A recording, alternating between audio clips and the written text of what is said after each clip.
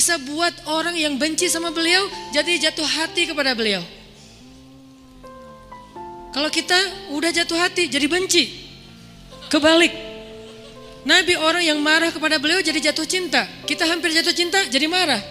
Kebalik nih akhlaknya. Berarti kita harus belajar banyak nih dari Rasulullah tentang akhlak. Beliau tuh bisa bikin seorang perempuan yang suaminya baru terbunuh, ayahnya terbunuh, pamannya terbunuh, saudaranya terbunuh dalam perang Khaybar. Yang dia bilang orang yang paling saya benci di muka bumi adalah Muhammad. Terus tiba-tiba yang namanya Muhammad datang menghampirinya di dalam tendanya, ditemani oleh beberapa orang sahabat.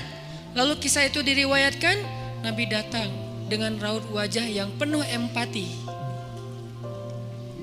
Dengan raut wajah yang penuh empati, bukan raut wajah orang yang sebagai pemenang perang. Kan Nabi menang perang waktu itu. Sebagai seorang tuan, bukan, yang empati. Yang kayak sahabat banget gitu. Datang Nabi duduk di sebelah Sofia. Sofia diam aja, marah banget. Cuma dia gak bisa ngapa-ngapain karena dia berstatus tawanan perang. Mau gimana coba? Mau dia tusuk? Gak bisa, dia sendiri. Dan dia takut bahwa dia akan diperlakukan seperti umumnya orang memperlakukan tawanan perang. Karena dia belum paham, belum kenal Rasulullah. Dia kaget ketika Rasulullah SAW minta maaf sama dia. Kaget, gak ada cerita orang dalam perang yang menang minta maaf kepada yang kalah. Ada gak cerita kayak gitu? Gak ada tuh. Yang menang minta maaf sama yang kalah.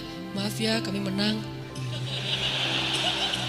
Jangankan perang, sepak bola aja susah nyari yang kayak gitu kan ya. Ini akhlak nih untuk kita teman-teman di Bandung dengan Persibnya. Nanti di Jakarta dengan apa Jakarta teh? Persijanya. Nanti yang menang siapapun yang tanding, maaf ya menang. Dari mana lo akhlak kayak gitu? Rasulullah. Karena yang itu lebih serius loh daripada bola. Bola kan cuma permainan, entertain, olahraga kan. Gak seserius perang. Perang itu serius. Kalah itu meninggal artinya terbunuh. Kalau kita kalah paling ya kurangnya apa? Nggak dapat skor gitu, nggak dapat poin. Kalau itu kalah terbunuh. Nabi datang minta maaf dengan ekspresi empati yang tinggi, yang dalam. Nabi itu kayak ngerasain banget perasaan Sofia. Minta maaf, menjelaskan. Sofia, maaf ya, aku ikut turut berduka atas wafatnya ayahmu, suamimu. Sofia marah banget. Terus Nabi menjelaskan apa yang terjadi. Aku tuh udah ngasih kesempatan agar kita gak usah berperang, tapi mereka terus menyerang.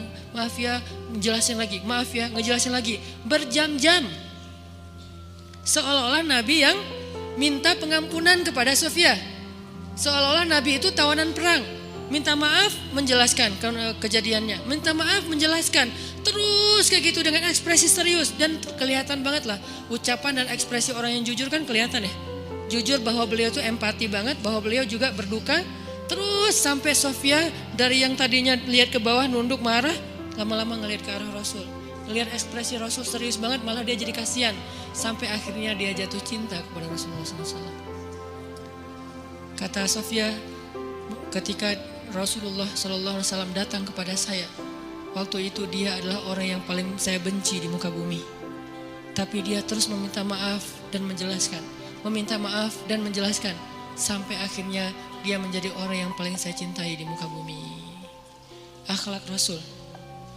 Rasulullah gak mengatakan Allah berfirman wahai Sofia. Enggak, belum kesana. Akhlak dulu, baru nanti ajarin. Tarbiyah namanya kan ya. Sesungguhnya di dalam Al-Quran ada ayat tentang orang-orang yang kafir yang telah mati terbunuh. Enggak, Rasulullah tuh tahu. Jangan ngomongin tentang ayahnya yang mati terbunuh, ibunya yang pamannya, suaminya yang mati dalam keadaan kafir. Nabi nggak mau ngomongin itu, kenapa? Menjaga perasaan Sofia. Kok masih dijaga sih perasaan, kan mereka beda agama, mereka orang kafir. Inilah akhlak Rasul. Sehingga Nabi membahas yang membuat Sofia merasa kayak dihargai sebagai seorang janda, sebagai seorang perempuan, sebagai seorang yatim, sebagai seorang tawanan.